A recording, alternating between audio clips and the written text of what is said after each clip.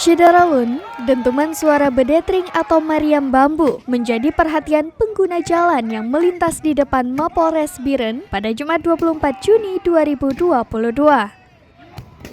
Pihak Polres Biren menggelar lomba Tet Bedetring dalam rangka memperingati HUT Bayangkara ke-76 tahun 2022 yang diikuti personil dari perwakilan seluruh polsek yang ada di Biren dan turut dibantu warga masing-masing wilayah.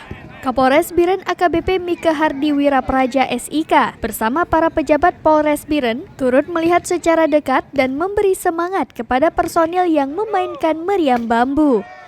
Semaraknya lomba Tet Bedetring ini juga disaksikan oleh ratusan warga.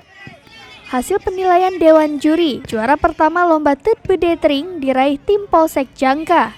Sementara di posisi kedua direbut tim bagian logistik Polres Biren dan juara ketiga diraih tim Polsek Pesangan Biren.